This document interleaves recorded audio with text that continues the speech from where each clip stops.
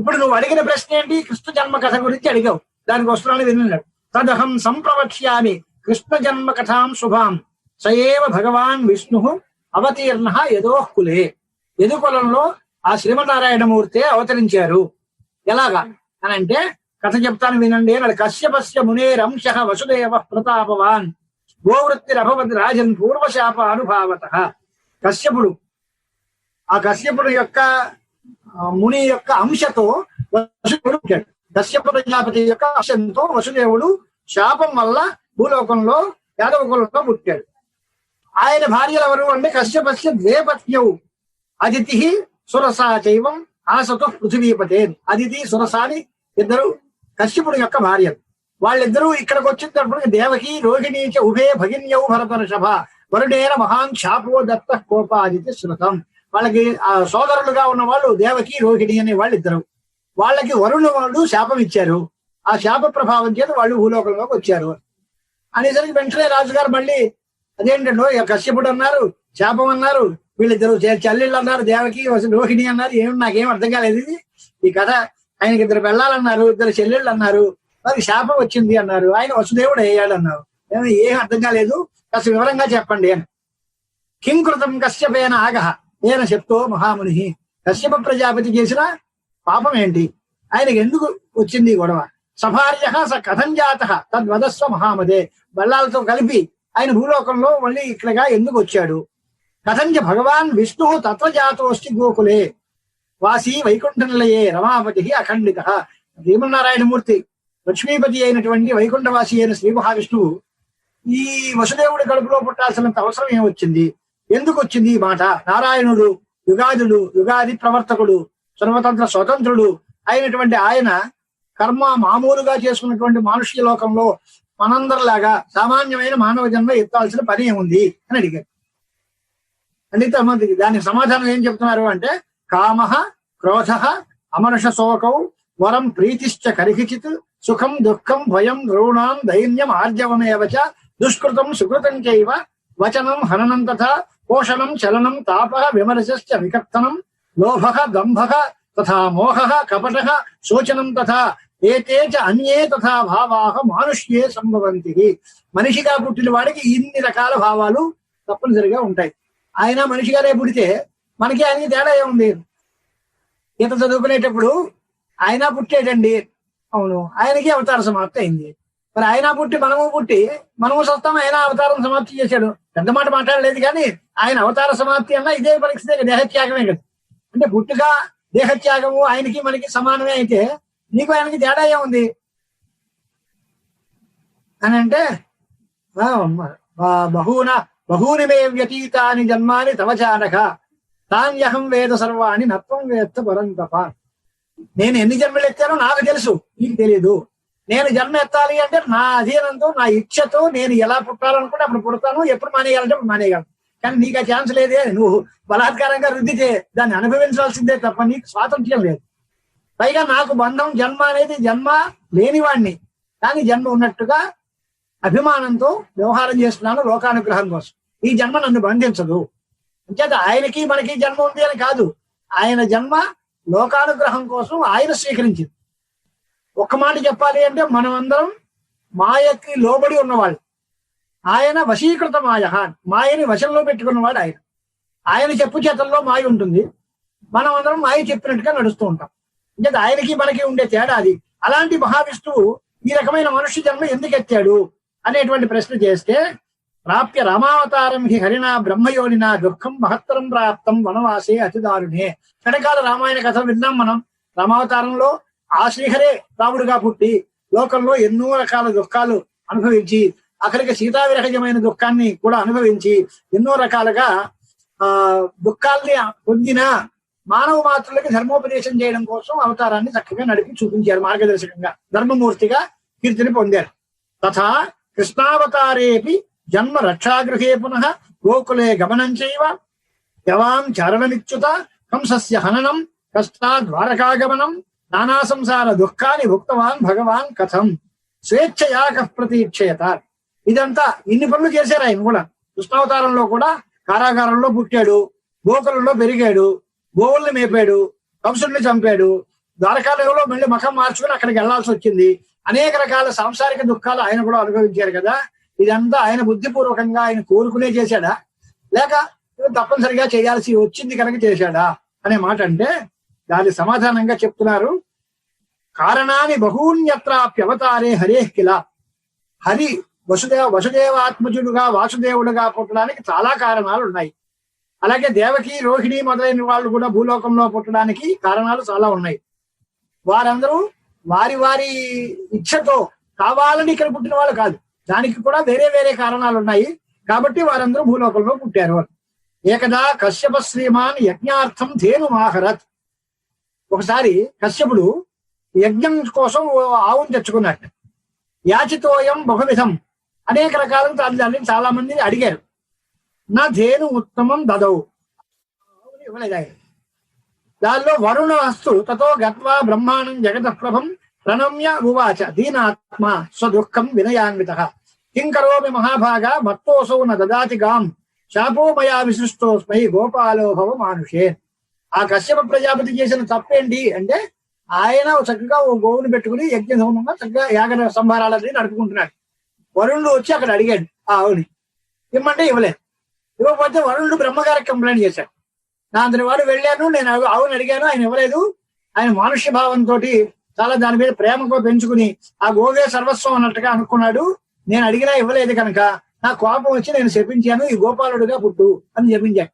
నువ్వు ఈ ఆవే సర్వస్వంగా భావించావు కనుక, నీకు ఆవు మీదే అంత మమకారం ఉంది కాబట్టి ఈ ఆవును పరిపాలించుకుంటూ గోపాలకుడుగా భూలోకంలో మనిషి జన్మ ఎత్తు అని చెప్పించారు. భార్యే ద్వే అవి తత్రైవ భవేతాం అతి దుఃఖితే. వాళ్ళందరూ ఏడుస్తున్నారు. మాతృహీనంగా ఉండేటువంటి వాళ్ళందరూ బాధపడుతూ ఉంటే ఆ వాళ్ళందరినీ కూడా ఏం చెప్పారు అని అంటే, తతో వత్సాహ రుదంత్యత్ర మాతృహీనాః సుదుఃఖితాః మృతవత్స అతిథి తస్మాత్ భవిష్యతి ధరాతలే కారాగార నివాసాచ తేనాపి బహుదుఃఖిత. అలాగే వాళ్ళిద్దరూ అక్కడే ఉన్నారు కనుక భార్యలకు కూడా శాపం ఇచ్చారు. అక్కడ ఉండేటువంటి వత్సలందరూ ఏడుస్తున్నారు. వాళ్ళందరూ మీరందరూ కూడా మాతృహీనులై బాధపడుతున్నారు అని అంటే, మృతవత్స అతిథి తస్మాత్ భవిష్యతి. ఆ అతిథి కుమారులు పోయిన వాళ్ళు అవుతుంది, దుఃఖాన్ని పొందుతుంది. అంటే ఈ 6 కుర్రాళ్ళు పుట్టిన వెంటనే పోవడానికి గల కారణం ఏమిటి? అతిథే ఇక్కడ పుట్టింది.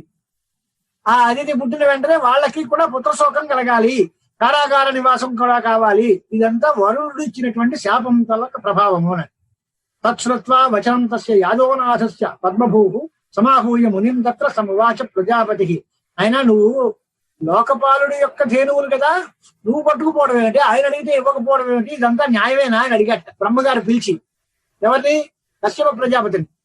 చెబితే న్యాయం తెలిసిన తర్వాత కూడా ఇతరుల ద్రవ్యాన్ని అపహరించడం తప్పు కదా, లోకపాలకులకి సంబంధించినటువంటి వస్తువులు ఇవన్నీ, ధేనువులన్నీ ఆ వరుణుడు మొదలైన లోకపాలకులు, అది నువ్వు పుచ్చుకోవడం ఏంటి, తర్వాత ఆయన అడిగితే మళ్ళీ నేను ఇవ్వనండి అనడం ఏంటి, ఇదంతా అహో లోభస్య మహిమ మహతీవ నముంచది.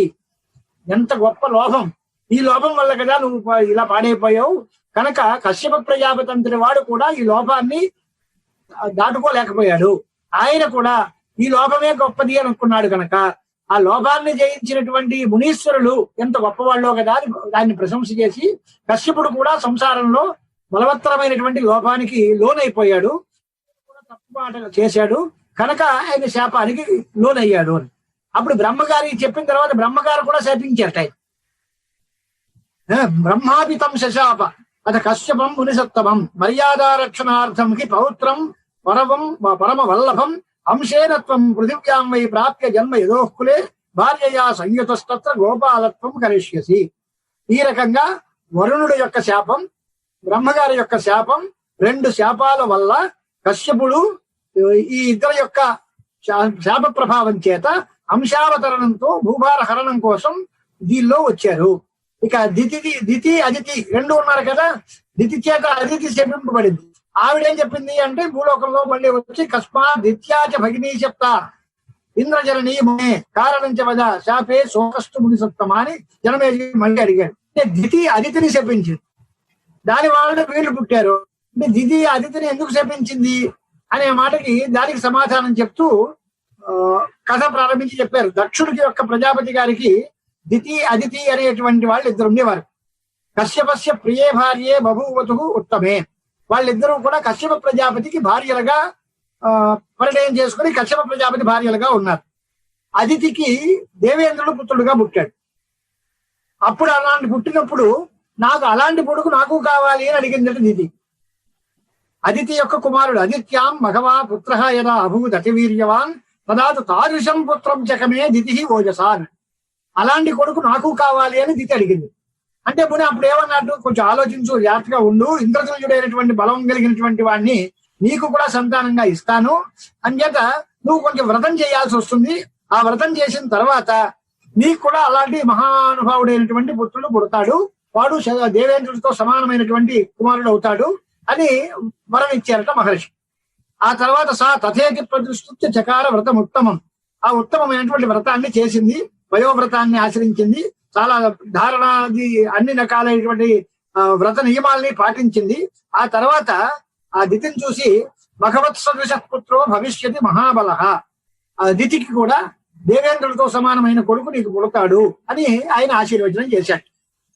ఇది పుట్టేసరికి ఇది చింతాపురాపుత్రం ఇంద్రం చోవాచమానని శత్రుస్తేజ సముత్పన్న దితి గర్భే అతివీర్యవాన్. ఆవిడ నాకు అదితి యొక్క కుమారుడు ఇంద్రుడు వచ్చాడుగా, ఇంద్రుడితో అందట నాయన నీకు ఇంకో శత్రువు పుట్టాడు అని.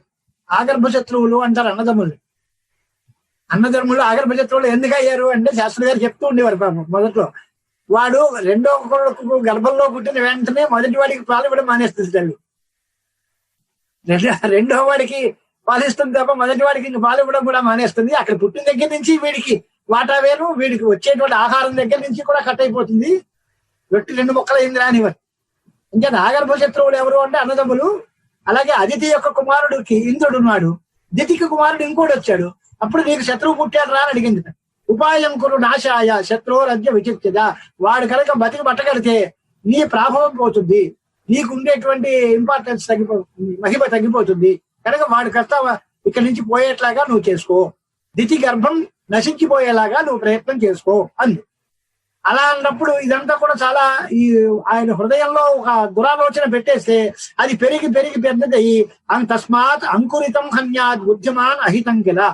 ఎప్పుడైనా చిన్న శత్రుభావం వచ్చింది అంటే అది విత్తనం వచ్చింది, అది పెరిగి మహావృక్షం అయ్యే లోపుగానే దాన్ని మొదట్లోనే తుంచేయాలి తప్ప అది అట్టే పెట్టకూడదు. కనుక సామధాన భేద దండోపాయాలు ఏవైనా సరే ప్రయోగించి ఆ దితి గర్భాన్ని నువ్వు నశింపజేసుకో, అప్పుడే నీకు శ్రేయస్సు ఉంటుంది అని తల్లి ఇంద్రుడికి ఒక ఉద్బోధ చేసింది. తల్లి చేసిన తర్వాత శ్రుత్వా మాతృవచ చక్రో విచింత్య మనసాతత జగావ అపరమాతు సహ సమీపం అమరాధిప. అమరాధిప ఎంత దేవేంద్రుడైనా తల్లి దుర్బోధ వచ్చింది, వాడికి మనసు బాగుంది, నచ్చింది అనుకున్నాడు. దండం పెట్టాడు తల్లికి. అమ్మ నేను వెళ్ళొస్తాను, అదే పనిలో ఉంటానులే అన్నాడు. వెళ్ళి ఆవిడ దగ్గరికి వెళ్ళాడు, దితి దగ్గరికి. నువ్వు చాలా గొప్పదానివి, మంచి వ్రతపరాయణదానివి, చాలా సంతోషం, నీ కాళ్ళు పట్టి నీకు సేవ చేస్తాను. పాద సంవాహనంతేహం కరిష్యామి పతివ్రతే గురు శుశ్రూషణ పుణ్యం లభతే గతిమక్షయాం అని ఈ రకమైనటువంటి అన్ని మంచి మాటలన్నీ చెప్పి ఆవిడకి కాళ్ళు పడతానని, ఆవిడకి సదుపాయాలు చేస్తాను, ఉపచారాలు చేస్తానని మెల్లిగా ఆవిడ దగ్గర కూర్చుని తాం నిద్రావశమాపన్నాం విలోక్య ప్రావిశత్ తనుం రూపం కృత్వా అతిసూక్ష్మంచ శస్త్రపాణి సమాహిత ఉదరం ప్రవివేశ ఆసు తస్యాహ యోగబలేన వై గర్భం చకర్త వజ్రేణ సప్తథా వినాయక. ఆ లోపల ఆవిడ దగ్గరికి వెళ్ళి ఆవిడికి సేవలు చేస్తున్నట్టుగా ఉండి ఆవిడ నిద్రపోతున్న సమయంలో చాలా సూక్ష్మమైన రూపాన్ని ధరించి ఆవిడ గర్భంలో ప్రవేశించి ఆవిడ గర్భాన్ని 7 ముక్కలుగా వజ్రాయుధంతో నరికేశాడు. ఆ దితి యొక్క గర్భాన్ని ఆ 7 ముక్కలు చేసి దాంతో ఊరుకున్నాడా అంటే అది బాగా ఏడ్చింది. ఏడిస్తే మళ్ళీ శకలాని పునః సప్తథా కత్తిత అని చాలు ఆ ఒక్కొక్క ముక్కలు 7 ముక్కలుగా తెక్కొట్టాడు. అప్పుడు 49 మంది అయ్యారు వాళ్ళు. తథాచ 51 మరుతశ్చ అభవన్ రూపాన్. వాళ్ళు 49 మంది మరుదేవతలు అని వాళ్ళకి పేరు పెట్టారు. దితి గర్భంలోంచి పుట్టిన గర్భాన్ని ముక్కలు చేసేస్తే ఆ ఒక్కొక్క ముక్కలు 7 ముక్కలుగా చేస్తే 49 శకలాలు 49 మంది మరుదేవతలుగా పుట్టారు. అప్పటికి ఈవిడ లేచింది, చూసి గర్భం బాగా విచ్ఛిన్నమైపోయింది అని అనుకున్నారు. ఇంద్రుడు దీనికి ప్రధాన కారణుడు అనుకున్నాడు. అప్పుడు అనుకున్నప్పుడు ఆవిడకి శాపం ఇచ్చింది. అతిథ్యం భగవంతంచ సత్యవ్రతపరాయణ శశాప యథామే కర్తితో గర్భ తవ పుత్రేణ ఛద్మన తథా నాశమాయాతు రాజ్యం త్రిభువనస్యతు యథా గుప్తేన పాపేన మమ గర్భో నిపాతిత అదిత్యా పాపచారిణ్యా యథా తే ధారితస్సుతః తస్యాః పుత్రాస్తు నశ్యంతు జాతా పునః పునః. వాళ్ళు పోవడానికి కారణం నా సంతానాన్ని, నా గర్భవాసంలో ఉండే గర్భాన్ని నువ్వు ముక్కలు చేసావు కనుక నీకు పుట్టేటువంటి గర్భాలు పుట్టినటువంటి ప్రతి పుత్రుడు వెంటనే చచ్చిపోగాక. కారాగారే వసత్వేష పుత్ర శోకాతుల దురాభృతం. నాకు ఇంత కష్టం చేసింది కనుక పుత్ర శోకాన్ని నాకు కల్పించినటువంటి ఆవిడ కూడా భూలోకంలో పుత్ర శోకంతో కారాగారంలో ఉండుగాక అని చెప్పించింది. అనేసరికి దేవతీదేవి వర్షంలోకి వచ్చింది, పుత్రులు పుట్టారు, ఆ పుత్రులు పోయారు. ఈ కారాగారం అసలు తప్పలేదు, తను చేసుకున్న పాప ఫలితమే తప్ప ఇది కొత్తవాడు చేసింది ఏం కాదు నాయన, ఆవిడ చేసుకున్నదే. ఆవిడ చేసిన పాపానికి ఇది అన్య జన్మని చాప్యేవ మృతాపత్యా భవిష్యతి, ఎన్ని జన్మలు ఎత్తినా నీ సంతానం పోతూనే ఉంటుంది అని శాపం ఇచ్చింది. ఇది ఈ రకమైనటువంటి మరీచినందనుడి యొక్క శాపం వల్ల ప్రణయోపేతమైనటువంటి వాక్యాలు విన్న తర్వాత దీనికోసం సమాధానం ఏం చెప్పారు అంటే, స్వామి భవిష్యంతి సురా సర్వే మరుతో మగవత్ సఖా. కొంచెం ఆలోచించు, శాంతం వచ్చిన చెప్తున్నాడు. ఈ మరుదేవతలు ఇంద్రుడు చేసిన దుర్మార్గం వల్ల ఏర్పడ్డారు కదా, వీళ్ళకి మళ్ళీ ఇంద్రుడితో సాక్ష్యాన్ని ఏర్పాటు చేశారు. వీళ్ళందరూ నీకు ఇంద్రుడికి సహకారులుగా, స్నేహితులుగా ఉంటారు. ఈ మరుదేవతలందరూ ఇంద్రుడి యొక్క అధీనంలో, ఆయన యొక్క సేవకులుగా, ఆయన యొక్క పరిచార బృందంలో ఆయనలోనే ఉంటారు. వీళ్ళందరితోటి ఆయనకి సఖ్యమే ఉంటుంది తప్ప తేడా ఉండదు. భవిష్యంతి సురా సర్వే మరుత మఘవత్ సఖా. వీళ్ళందరూ దేవతలు అవుతారు, వీళ్ళందరూ దేవేంద్రుడికి స్నేహితులు అవుతారు. శాపోయం తమ వామరుతు అష్టావింశేతత్వాపరే. ఈ శాపాన్ని పోస్ట్పోన్ చేస్తున్నాం అన్నాడు. ఎప్పటికీ ఇప్పుడు కాదు, 28వ ద్వాపర యుగం వచ్చినప్పటికీ ఈ శాప ఫలితాన్ని నువ్వు అనుభవిద్దావు, అప్పుడు దేవకీ వసుదేవులుగా పుడుతుంది గాని అని. అంశేన మానుషం జన్మ ప్రాప్య భోక్ష్యతి భామిని వరుడేనాపి దత్తోస్తు శాప సంతాపితేన చాని. ఆ వరుడు బ్రహ్మ ఇచ్చిన శాపాలు అప్పటికప్పుడు ఫలించకుండా వాటిని 28వ ద్వాపర యుగం వరకు దాన్ని వాయిదా వేసి వాళ్ళ మరుతులుగా పుట్టినటువంటి వాళ్ళందరికీ దేవేంద్రుడితో సఖ్యాన్ని ఏర్పాటు చేసి వాళ్ళకి రాజీ కుదిర్చారు. తర్వాత ఈ లోకంలోకి వచ్చిన తర్వాత అదితి దేవకీ జాత. ఇప్పుడు 28వ ద్వాపర యుగం వచ్చేసరికి ఆ అదితే దేవకీ మాతగా పుట్టింది. ఆ అదితి అప్పుడు దితి యొక్క గర్భాన్ని ఖండించడం వల్ల అదితి గర్భంలో పుట్టిన ఈ 6 పుత్రులు పుట్టిన వెంటనే మరణించాల్సి వచ్చింది. కారాగారవాసం కూడా సవితికి అంత దుఃఖాన్ని కలిగించింది కనుక ఈ రకమైనటువంటి పరిస్థితి వచ్చింది. అంచేత కశ్యపదాయాదుడైన వాడే ఇంత గొప్పగా తప్పు పని చేస్తే సామాన్యుల మాట ఏంటయ్యా? కశ్యపుడికి అదితి ఎందుకు పుట్టినవాడు దేవేంద్రుడు, ఆయనే ఇంత ఘోరమైన కృత్యం చేశాడు, ఇంత పాపం చేశాడు, మరి మామూలు వాడి మాట ఏంటి అనే మాట అంటున్నారు ఆయన. సంసారం ఎంత పాపరూపంగా ఉంటుందో చూసావా అని. కశ్యపస్యాపి దాయాద త్రిలోక విభవేశతి కృతవాన్ ఈదృశం కర్మ కో నకుర్యాద్ జుగుప్సితం అని. తప్పు పని ఎవరు చేయరు? లోభం. దేవేంద్రుడికి ఏం లోటు వచ్చిందా? ఎంత గొప్పవాడి కడుపున పుట్టాడు, ఎంత మహా ఇల్లాల కడుపున గర్భవాసంలో పుట్టాడు, ఎంత త్రిభువనేశ్వరుడిగా దేవేంద్ర ఆధిపత్యం వచ్చింది, అయినా వాడికి ఈ పాప పని ఏంటి? వాడే తప్పు పని చేస్తే ఇంక టకమా వాళ్ళు ఏమిటి? గర్భంలో పుట్టి గర్భంలో ప్రవేశించి బాలుల్ని చంపడం చాలా తప్పు కదా. పైగా ఎలా వచ్చాడు? సేవానుషేణ మాతుశ్చ కృత్వా శరథం అద్భుతం శాస్తా ధర్మస్య గోప్తా చ త్రిలోక్యా పతిరప్యుత కృతవాన్ ఈదృశం కర్మ గో నకుర్యాద్ అసాంప్రతం.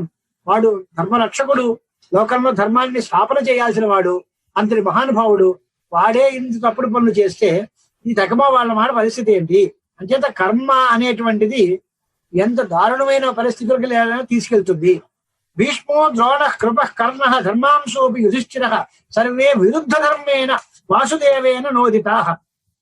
అనేక రకాలైనటువంటి మోసం మాయా చేసి భీష్మ ద్రోణ కర్ణ కృపాచార్యులందరూ కృష్ణ పరమాత్మ యొక్క సహకారం చేత యుధిష్ఠిరుడి చేతుల్లో, వాళ్ళ వాళ్ళ సోదరుల చేతిలో వాళ్ళందరూ కూడా పోయారు. అంటే దీనికి కారణం ఏమిటి అని అంటే ఇదంతా కర్మ యొక్క ప్రభావం.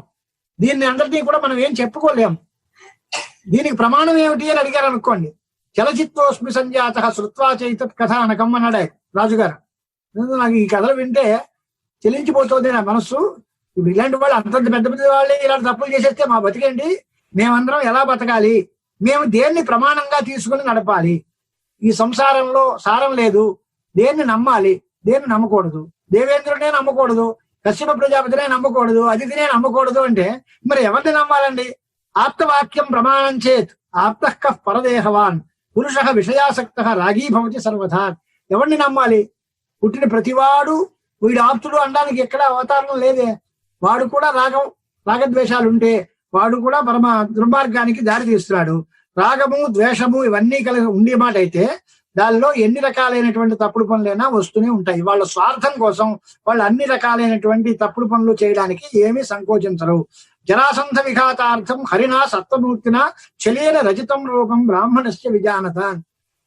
జరాసంధ వధ కోసం శ్రీకృష్ణ పరమాత్మ అంతటి వాడు యాచకుడుగా బ్రాహ్మణ వేషంలో వచ్చి భీమసేనుడి సహాయంతో జరాసంధుడిని చంపించేశారు. ఏం న్యాయం ఇది? ఆయన దగ్గరికి రావడం ఏంటి, నాకేదో యాచన ఇవ్వండి అనడం ఏంటి, యుద్ధభిక్ష కావాలనడం ఏంటి, భీముడి చేత ఆయన చంపించేయడం ఏంటి, ఏం పని ఇది? తదాప్తః ప్రమాణం కిం సత్వమూర్తిరపి ఈదృశ అర్జునోపి తథైవాత్ర కార్యే యజ్ఞ వినిర్మతే కీదృశోయం కృతో యజ్ఞ కిమర్థం శమవర్జిత పరలోక పదార్థం వా యశసేవా అన్యథా కిల. అంటే బాండ్ల రాజులు రాజసూయం చేశారు, దానివల్ల తర్వాత ఎన్ని దుఃఖాలు పడ్డారంటే అర్జునుడు ఎన్ని రకాలైనటువంటి క్రూర కర్మలు చేసి ఈ డబ్బు సంపాదించాడు. అన్యాయార్జితమైన విత్తంతో రాజసూయం చేయడం వల్ల వాళ్ళకి ప్రారంభం వచ్చింది. దీనికోసం వాడు పూర్తిగా శమం అట్టే పెట్టుకుని శాంత స్వభావంగా ఉన్నాడా అంటే లేదు. శమ వర్జిత పరలోక పదార్థం వా యశసేవా అన్యథా కిల కీ అయం కృతో యజ్ఞ. అంచేత వాడికి ఆ శమము ఆ వినయము అవి లేకపోవడం వల్ల వాళ్ళు సంపాదించిన డబ్బు అలాంటి అపమార్గంలో వచ్చింది కనుక వాడికి కూడా ఆ దుఃఖం తప్పలేదు అని చాలా అందమైన మాట మనకి ఎప్పుడు జ్ఞాపకం పెట్టుకోవాల్సిన మాట. ధర్మస్య ప్రథమ పాద సత్యం. ధర్మము యొక్క మొదటి పాదం ఏది అంటే సత్యం. ద్వితీయస్తు తథా శౌచం. దయా పాదస్తృతీయక. దానం పాదశ్చతుర్ధశ్చ పురాణజ్ఞాః వదంతి కిల. ఇది వదంతి వై. దయా ఏవేటి పాదలు? ధర్మం యొక్క 4 కాళ్ళు ఏవేటి? సత్యము, శౌచము, దయ, దానం. ఈ 4 ధర్మానికి 4 కాళ్ళు. ఇవన్నీ తైర్విహీన కథం ధర్మ తిష్టేతి సుసమ్మత. ఆ 4 కాళ్ళు లేకపోతే ధర్మం నిలబడ్డం ఎలా కుదురుతుంది? ధర్మహీనంగా చేసిన పని ఎప్పుడు ఫలం ఎలా ఇస్తుంది? అంచేత ఎట్టి పరిస్థితుల్లోనూ కూడా ధర్మే స్థిరామతి క్వాపి నకస్యాపి ప్రతీయతే. చలార్థం తదా విష్ణుర్ వామనోభూత్ జగత్ప్రభు. మోసం చేసి దాంట్లో జగత్ప్రభు అయినటువంటి శ్రీమన్నారాయణమూర్తి వామనుడిగా ఉండి ఈయన వామన రూపేణ వంచితోసౌ బలిర్నృప. బలి చక్రవర్తిని మోసం చేశాడు. అలాగే స్థానాత్ భ్రభ్రంశిత అకస్మాత్ విష్ణునా ప్రభవిష్ణునా జితం కేన తయో కృష్ణ బలినా వామనేనవా. ఇప్పుడు ఆ ఇద్దరిలో ఎవరు జయించినట్టు? వామనుడు జయించినట్టుగా బలిచక్రవర్తి జయించినట్ట అని అంటే బలిచక్రవర్తిదే జయం. వామనుడు మోసానికి పాటుపడ్డాడు, యాచించాడు, మొత్తం మీద మట్టు పెట్టాడు. మట్టు పెట్టినంత మాత్రాన అపజయమే తప్ప జయం ఎక్కడుంది? జయం బలిచక్రవర్తిదే. చలకర్మ విదా చాపం సందేహోత్ర మహాన్మమ వంచయిత్వా వంచితేన సత్యం వద ద్విజోత్తమ. నువ్వు ఎవరు చెప్పారయ్యా అని అంటే త్రివిక్రముడు అనే పేరుతో ప్రసిద్ధమైనప్పటికీ అయినప్పటికీ కూడా వామనుడు చలనం కోసం చేశాడు కనుక ఆయన చిన్నవాడుగా వామనుడుగా తయారైపోయాడు. ఆ వామన రూపమే ఆయన తక్కువతనాన్ని చూపిస్తుంది. అని ఆయన వంగి చిన్నవాడిగా అయిపోయాడు. వామనుడిగా ఎందుకు అయ్యాడు అంటే మోసం చేశాడు. అంత పెద్ద మనిషి త్రివిక్రమావతారంలో ఉండాల్సినంత మహానుభావుడైన హరి ఇంత గుజ్జు రూపాన్ని ధరించి వామనుడుగా మరుగుజ్జుగా తయారవలసిన అవసరం ఏమొచ్చింది అని అంటే ఆయన చేసిన మోసం. దానివల్ల ఆ గుణ సంపద వల్ల వాడు చేసిన పని వల్ల వాడికి ఒక నీచత్వం వస్తుంది. అలాగే సంప్రాప్తం హరిణ భూయ ద్వారపాలత్వమేవచ. తర్వాత ఏం చేశారు? బలిచక్రవర్తిని పాతాళానికి ఇచ్చిన తర్వాత నాకు ద్వారపాలకుడుగా నువ్వే ఉండు అని అడిగాడు. అలాగేనండి అన్నాడు. కూర్చున్నాడు. ద్వారపాలకుడిగా బలిచక్రవర్తి దగ్గర ఉండాల్సి వచ్చింది. ఇదంతా దేనికోసం అంటే మోసం యొక్క ఫలితం. తప్పుడు పని ఎంత పెద్దవాళ్ళు చేసినా వాళ్ళకి ఎక్కడ ఏమీ ఎగ్జంప్షన్ లేదు. తప్పే, ఎవరు చేసినా తప్పే, దాని ఫలితాన్ని అనుభవించాల్సిందే. అంచేత దుస్సాధ్యం దేహినాం రాజన్ సత్యం సర్వాత్మనాకిల మాయా బలవతీ భూప త్రిగుణ బహురూపిణి. ఉపసంహార గ్రంథంలో మాయ అనేది చాలా గొప్పది, బలవత్తరమైనది. ఆ మాయ చేతనే ఈ ప్రపంచమంతా తయారైంది కనుక సత్యము అనేటువంటిది మోసం చేత సత్యం అపరిణతం అయిపోతుంది, కప్పపుచ్చిపోతుంది. మోసం ఎప్పుడైతే ఉందో అక్కడ సత్యం ఉండదు. సత్యం లేకపోతే ధర్మం యొక్క ఒక కాలు విడిగిపోయినట్టే. ధర్మం పోతే, ధర్మం నశించిపోతే ధర్మబహుళమైన సుఖం సంతానం ఏమి ఉండదు, సంతోషం ఉండదు. అధర్మానికి ఎప్పుడైతే అవకాశం ఇచ్చామో దుఃఖం తప్పదు. అంచేత ఈ రకమైనటువంటి వాతావరణం అంతా కూడా ధర్మశాస్త్రేషు అంగేషు సగుణై రచితేష్వివ సగుణ సగుణం కుర్యాత్ నిర్గుణం నకరోతి వై గుణాస్తే మిశ్రితా సర్వే నా పృథక్ భావ సంయుత. అంచేత మొత్తం మీద ఏం చేయాలి, ఇంద్రియాలు మనందరినీ కూడా మోహపెడుతూ ఉంటాయి. బ్రహ్మాది స్తంభ పర్యంతమైన అందరూ కూడా అనేక రకాలైన పనులు చేస్తున్నారు అంటే వాళ్ళందరూ మాయావశంలో ఉండి కేవలం సత్వరజస్తమో గుణాలకి లోనై అందరూ కూడా ఆయా పనులు చేస్తున్నారు కాబట్టి వాటి ఫలితాలనే వీళ్ళందరూ అనుభవిస్తున్నారు.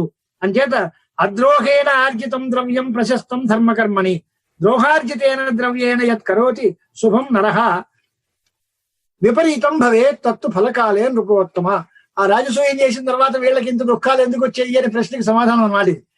ఎవరిని ఎటువంటి ద్రోహము చెయ్యకుండా మనం డబ్బు సంపాదిస్తే దానివల్ల ధర్మార్థ కామాలు అన్ని కుదురుతాయి. అటువంటి ద్రవ్యంతో చేసిన కర్మలు ధర్మశుద్ధిని కలిగిస్తాయి. అలా ప్రథమం ద్రవ్య శుద్ధిశ్చ ద్రష్టవ్యా, ముందు చూడాలి. ద్రవ్యం శుద్ధమైతే అంచేత మనః అతి నిర్మలం యస్య స సమ్యక్ ఫలభాగ్ భవే. అది సమాధానం. మనందరికీ ఉపసంహారంలో చెప్పే మాట ఏంటి అంటే, ఎవరికి మనస్సు అతి నిర్మలంగా ఉంటుందో వాడు అత్యంత శుభ ఫలితాలని పొందుతాడు. అది వికారయుక్తమైతే వాళ్ళందరూ ఆ కర్మలు తప్పుడు పనులు చేస్తారు. ఆ కర్మ ఫలితంగా వాళ్ళందరికీ అనేక రకాలైన దుఃఖాలు కూడా వస్తూనే ఉంటాయి.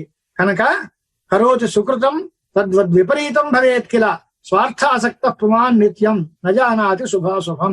స్వార్థంతో కూడి మనస్సు నిర్మలంగా పెట్టుకోకపోతే ఏ తప్పుడు పనులు చేసినా వాళ్ళందరికీ కూడా ఫలితాల్లో తేడాలు తప్పవు.